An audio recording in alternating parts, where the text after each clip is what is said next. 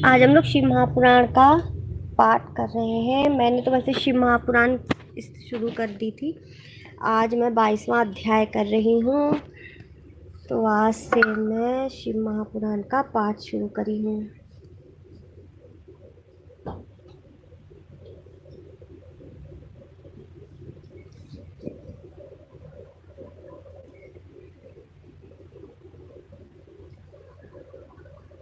होए नैवेद्य ग्रहण करने की इच्छा उत्पन्न नहीं होती, वह महान पापी होता है और निश्चित रूप से नरक को जाता है। हृदय में अवस्थित शिवलिंग या चंद्रकांति मणि से बने शिवलिंग अथवा स्वर्ण या चांदी से बनाए गए शिवलिंग को समर्पित किया गया नैवेद्य शिव की दीक्षा लिए भक्त को भी खाना चाहिए, ऐसा कहा गया है। इतना ही नहीं, शिव दीक्षित भक्त समस्त शिवलिंगों के लिए समर्पित प्रसाद रूप शुभ शिव नैवेद्य को खा सकता है। जिस मनुष्यों ने अन्य देवताओं की दीक्षा ली है,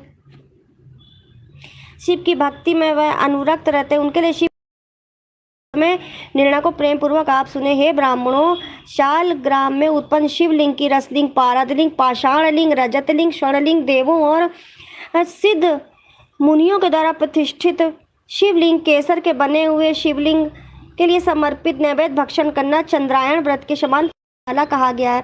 यदि ब्रह्म हत्या करने वाला भी पवित्र होकर शिव का पवित्र निर्माल्य धारण करता है और उसे खाता है, उसके संपूर्ण पाप शीघ्र ही नष्ट हो जाते हैं। जहाँ चंड का अधिकार हो, वहाँ शिवलिंग के लिए समर्पित नैवेद्य का भक्षण मनुष्य को नहीं करना चाहिए। जहाँ चंड का अधिकार न हो, वहाँ भक्तिपूर्वक भक्षण करना चाहिए। बाण लिंग, लौ लिंग, सिद्धलिंग, स्वयंभूलिंग और अन्य समस्त प्रतिमाओं में चंड का अधिकार नहीं होता है। जो विधि पूर्वक शिवलिंग को स्नान कराकर उस स्नान जल को 3 बार पीता है, उसे समस्त पाप शीघ्र ही नष्ट हो जाते हैं।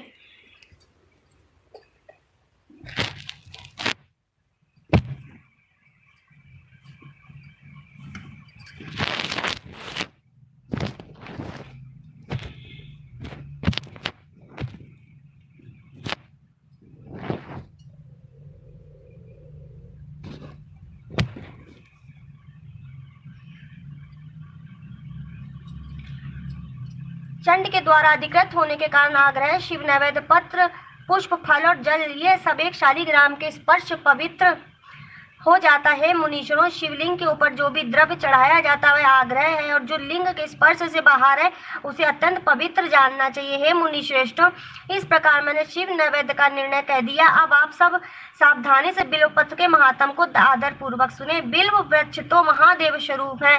देवों के द्वारा भी इसकी स्तुति की गई था। जिस प्रकार से उसकी महिमा को कैसे जाना जा सकता है। संसार में जितने भी प्रसिद्ध तीर्थ हैं, वे सब तीर्थ बिल्व के मूल में निवास करते।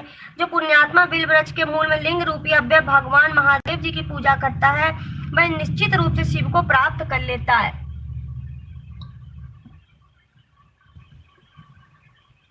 जो प्राणी बिल्व वृक्ष के मूल में शिव जी के मस्तक पर अभिषेक करता है, वह समस्त तीर्थों में स्नान करने का फल प्राप्त कर पृथ्वी पर पवित्र हो जाता है। इस बिल्व वृक्ष के मूल में बने हुए उत्तम थाले को जल से परिपूर्ण देकर भगवान शिव अत्यंत प्रसन्न होते हैं। जो व्यक्ति गंध पुष्प आदि से बिल्व वृक्ष के मूल का पूजन करता है, शिव लोक को प्राप्त करता है और उसके संतान और सुख की वृद्धि होती है। जो मनुष्य बिल्व वृक्ष के मूल में आदर पूर्वक दीप माला का दान करता है, वह तत्व ज्ञान से संपन्न होकर महादेव के सानिध्य को प्राप्त हो जाता है। जो बिल्व शाखा को हाथ से पकड़कर उसके नव पल्लव को ग्रहण करके बिल्व की पूजा करता है, वह समस्त पापों से मुक्त हो जाता है।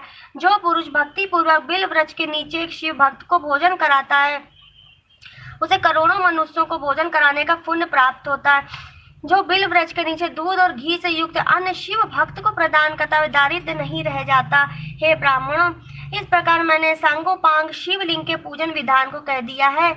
इसमें भी प्रवृत्तों और निवृत्तों के लिए 2 भेद हैं। पृथ्वी मार्गियों के लिए पीठ पूजा इस भूतल पर संपूर्ण अभीष्ट वस्तुओं को देने वाली होती है। प्रवृत्त पुरुष को चाहिए कि सुपात्र गुरु आदि के द्वारा दी सारी पूजा संपन्न करें।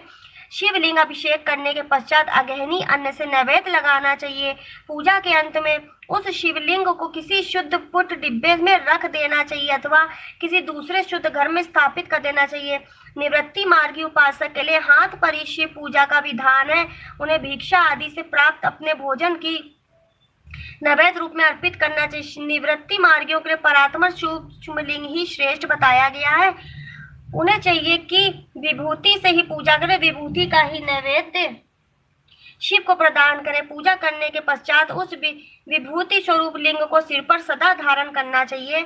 इस प्रकार श्री शिव पुराण के अंतर्गत प्रथम विघ्नेश्वर संहिता के साधन शिव नैवेद्य वर्णन नामक 22वां अध्याय पूर्ण हुआ। बोलो शिव शंभु शंकर बाबा भोलेनाथ की जय। बोलो पार्वती मैया की जय। बोलो गौरा मैया की जय। भोलेनाथ बाबा की जय। बोलो हर हर महादेव। आप सभी को शिव पुराण सुनने के लिए बहुत बहुत धन्यवाद। कल मैं शिव पुराण आगे पढ़ूंगी। आप लोगों से उम्मीद करती हूँ कि मेरे लाइव पर आएंगे और शिव पुराण आप सुनेंगे। राधे राधे, हर हर महादेव।